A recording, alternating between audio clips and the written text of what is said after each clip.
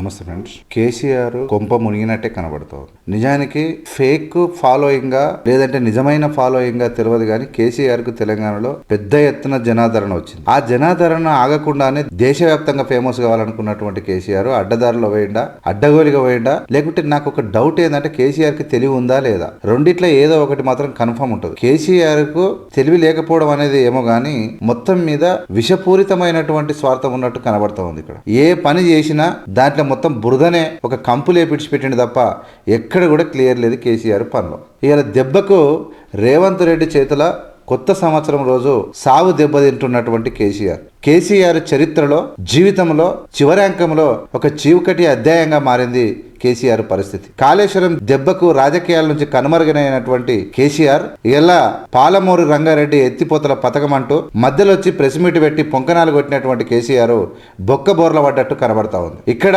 2 సార్లు అధికారంలో ఉన్నటువంటి కేసీఆర్ ఒకసారి ఆయననే స్వయాన నీటిపారుదల శాఖ మంత్రిగా ఉండి ఇంతకు మొదలు అల్లుడు నీటిపారుదల శాఖ మంత్రి ఇద్దరు కలిసి ఉద్ధరించినటువంటి ఉద్దారకం ఏంటంటే తెలంగాణను నట్టేట ముంచిర్రు. ముఖ్యంగా పాలమూరుని బొందబెట్టినటువంటి కార్యక్రమాన్ని చూసి దేశం ఇలా తల్లడిల్లేటువంటి పరిస్థితికి వచ్చింది. ఇలా కృష్ణానది మొత్తాన్ని వాటరు మహారాష్ట్ర, కర్ణాటక, ఉమ్మడి ఏపీ పంచుకుంటే అందులో కృష్ణానదిలో ఉన్నటువంటి నీటి లభ్యత తెలంగాణకి ఏపీ కలిసి వచ్చింది 811 టీఎంసీ.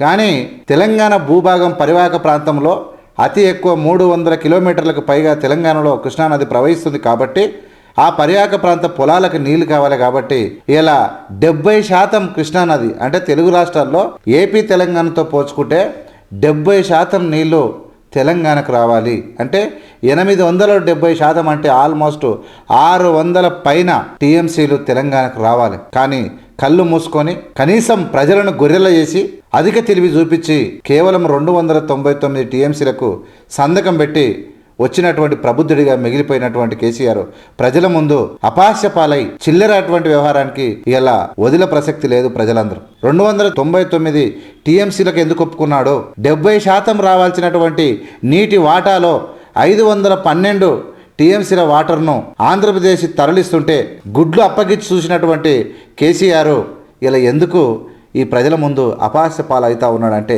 అత్యాశ, దరిద్రమైన బుద్ధి, ప్రజలకు మేలు చేద్దామన్నటువంటి ఆశ లేకపోవడం. ఇలా ప్రజలందరూ టీఆర్ఎస్లో ఉన్న వాళ్ళంతా కేసీఆర్ దేవుడు మహానుభావుడు అని చెప్పి పొగుడుతూ ఉంటే నీళ్లు తెచ్చిండాయా, ఈయన రైతు బంధు ఇచ్చిండా అని అనుకుంటా ఉన్నారు. ఇవన్నీ కూడా కుట్రలో భాగంగా చేస్తూ ఉన్నాడు తప్ప ఇలా మీద లెక్కలేదు తప్ప వాస్తవం లోపలికి పోయి చూస్తే కేసీఆర్ చేసినటువంటి పాపాలు అన్ని కావు. ఇది ఒక్కటే కాదు, ఇలా జూరాల తెలంగాణ నడిబొడ్డున ఉంది. జూరాల నుంచి నీళ్లు తీసుకోవాలని చెప్పి కాంగ్రెస్ పార్టీ ముందుగానే ప్రతిపాదించింది కిరణ్ కుమార్ రెడ్డి. డబ్బుల కాశపడి జూరాల నుంచి ఎలాంటి ఇబ్బంది లేకుండా తీసుకోవాల్సినటువంటి నీటిని శ్రీశైలం పోయి ఆ శ్రీశైలంకి వెళ్ళి ఎడమ కాలువ ద్వారా అది బ్యాక్ కెనాల్ వచ్చి వాటర్ని తీసుకొచ్చి ఇరగదీస్తా కరగదీస్తా అని చెప్పి ఇలా ఏపీ బార్డర్లకు వెళ్ళిపోయింది. అది జల పంపిణీ ఏం చేసిరు, మన తాన ఉన్నప్పుడే ఒడిచి పట్టుకుందామని చెప్పి మనం చెప్తే, కాంగ్రెస్ ప్రభుత్వం చెప్తే కిరణ్ కుమార్ రెడ్డి గారు కూడా అదే చెప్పిండు. రేవంత్ రెడ్డి గారు నిన్న పూసగుచ్చినట్టు చెప్పిండు. గుండెలు అదురుకున్నాయి. ఆల్మోస్ట్ వాళ్ళు గుండె ఆగి సస్తారు అనుకున్నారు అందరూ.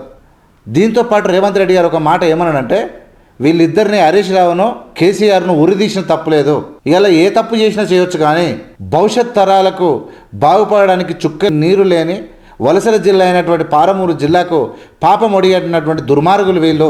ఇలా అప్పుడు నీటి కేటాయింపుల్లో అట్లా అన్యాయం చేశారు. ప్రాజెక్టు విషయం లోపల ఇలా శ్రీశైలం జూరాల కాడ నీళ్లు ఒడిచి పట్టుకోమంటే తీసుకుపోయి శ్రీశైలం పోయి అక్కడ నీళ్లు తీసుకురానికే వీలు కాదు. అక్కడి నుంచి వీలవుతలేదు. మనం ఎంత చేసినా మనకు ఉన్నటువంటి ఇన్ఫ్రాస్ట్రక్చరు మనం నీళ్లు తీసుకోవడం లోపల ఎంత చేసినా 1-2 టీఎంసీలు కూడా తీసుకోలేని పరిస్థితిలో మనం ఉన్నాం. అక్కడ ఉన్న టీఎంసీలు మొత్తము పోతిరెడ్డిపాడుకు పొక్కగొట్టి ఆడంగబడి వెనకకెళ్ళి బ్యాక్ వాటర్ తీసుకొని వాళ్ళు మొత్తం సర్వనాశనం చేస్తూ ఉన్నారు. నీళ్ళన్నీ వాళ్ళు తవ్వుకొని పోతూ ఉంటే నిమ్మకు నీరెత్తినట్టు చేసినటువంటి కేసీఆర్ ఈ రాష్ట్రాన్ని తెగ ముంచాడు. ఈ రాష్ట్రం అంటే ఈ రాష్ట్ర ప్రజలను తెలంగాణని నట్టేట ముంచినటువంటి పాపం ఒడిగట్టుకున్నటువంటి కేసీఆర్ను ఉరిదీసిన తప్పులేదని చెప్పి కోపంతో మాట్లాడాడు. నిజానికి ప్రజలకు ఏమనుకున్నారంటే కేసీఆర్ నీళ్లు తెచ్చిండు, సబ్జెక్టు తెలవక ముందు అవగాహన కాని సమాజం కేసీఆర్ని దేవుడు అనుకున్నారు.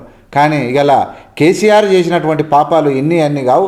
అటు కాళేశ్వరంలో చూసినా, ఇటు కృష్ణానది రంగారెడ్డి పాలమూరు ఎత్తిపోత పథకంలో చూసినా, నీటి వాటర్లో చూసినా ఇలా బ్యాక్ వాటర్ అంటూ తెలంగాణ రాష్ట్రానికి చేసినటువంటి పాపము మోసము ఇంత అంత కాదు అని చెప్పి ఖచ్చితంగా బల్ల గుద్ది చెప్తా ఉంటే ఇలా అదురుకున్నటువంటి బీఆర్ఎస్ పార్టీ అసెంబ్లీ నుంచి పారిపోయినటువంటి పరిస్థితికి వచ్చింది.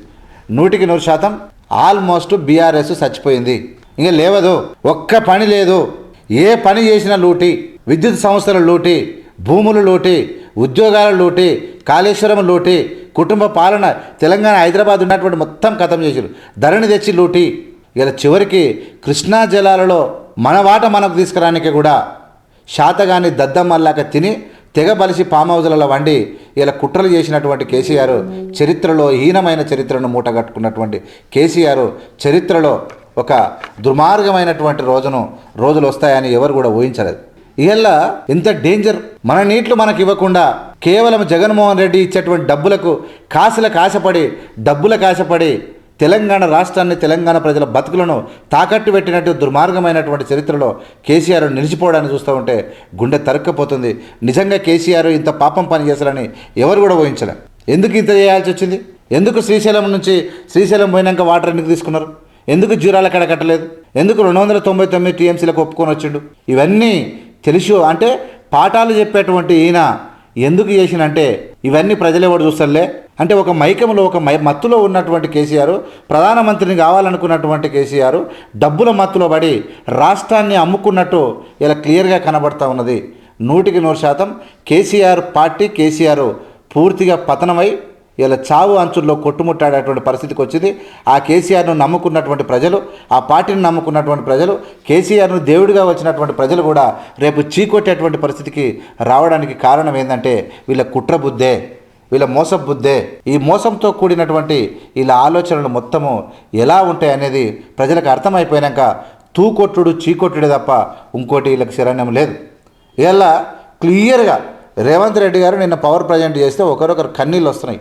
ఆయన మాట్లాడుతూ ఉంటే ముఖ్యమంత్రి గారు డైరెక్ట్ చెప్పిండు, జూరాల కాడ అంటే ఇప్పుడు పోయి తీసుకురావడం కష్టం. ఇప్పుడు శ్రీశైలం దగ్గర పోయి, శ్రీశైలం అవుతాడు 40 కిలోమీటర్లు పోయి ఆ నీళ్ళను మనం పోయి ఆనకట్ట కట్టి నీళ్ళు తేవాలంటే చాలా కష్టం. ఇప్పుడు ఇక్కడనే మన జూరాల దగ్గరనే ట్యాంక్ కట్టి అక్కడే నీళ్లు ఆపి ఆ నీళ్ళను మనం తోడుకుంటే వస్తారా? దమ్ముందాలకు రాకపోదురు, భయపడదురు. ఇలా వాళ్ళ తానికి పోయి తేవాలంటే ఎంత కష్టం అయిపోయింది. ఒక్క కేసు కూడా గెలవనీయకుండా ఘోరంగా అయింది. కేసీఆర్ చేసినటువంటి దుర్మార్గమైన నీచమైన పనులతోటి ఇలా పార్టీ బస్టు పట్టిపోయే అవకాశం ఉంది.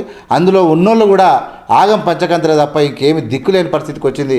ఇన్ని పాపాలు చేస్తాడు ఇంత పెద్ద నాయకుడు అంటే సారు అంటే యాదికి వస్తున్నావే సారు, మళ్ళీ ఎప్పుడు వస్తావు కేసీఆర్ అని పాట పాడుతూ ఉన్నారు. కానీ కేసీఆర్ ఎందుకు ధైర్యంగా బయటకు వస్తారంటే రేవంత్ రెడ్డి అటువంటి చిచ్చల పిడుగు ఎప్పుడు నన్ను పట్టేస్తాడో, నా చరిత్ర హీనంగా మిగిలిపోయే రోజులు వచ్చినాయని చెప్పి భయపడ్డటువంటి కేసీఆర్ ఫామ్ హౌస్లో దావుకున్నాడు, అదురుకున్నాడు. అసెంబ్లీకి రాకపోవడానికి ఆయన హెల్త్ కాదు, భయాందోళనలో గుండె లబా డబా అని కొట్టుకోవడం వల్లనే భయపడిపోతున్నటువంటి కేసీఆర్ ఇలా అసెంబ్లీకి బంద్ అయిపోయాడు. చివరికి ఏ విషయం అయితే బయటపడొద్దు అనుకోవడం అదే విషయంతో బయటపడ్డాడు. ఎందుకు కావాలని అంటే పండుకున్నటువంటి పులిని లేపి ఇలా తరిమేటువంటి పరిస్థితికి తెచ్చుకున్నటువంటి కేసీఆర్ ఆల్మోస్ట్ వికెట్ అవుట్. ఏం చేసినా రేపు ఏం ప్రజెంట్ చేసినా రేపు అసెంబ్లీకి రానంటారు. ఆల్మోస్ట్ పవర్ ప్రజెంట్ చేసినా వీళ్ళు ఏం చేసినా ఖతమైపోయారు. లేకపోతే నిన్న ఎప్పుడో మాట్లాడదురు. రేవంత్ రెడ్డి గారు మాట్లాడిన స్పీచ్ మీరు చూడండి, ఎంత ఘోరమైనటువంటి పనులు కేసీఆర్ ఈ రాష్ట్రం మీద తలపెట్టినది మీకే అర్థమవుతుంది. చూస్తూనే ఉన్నాను ఏవిఎం మీడియా లైక్ చేసి, షేర్ చేసి, సబ్స్క్రైబ్ చేసి ప్రజలకు పంపాల్సిందిగా విజ్ఞప్తి. Thank you so much. జై భీమ్.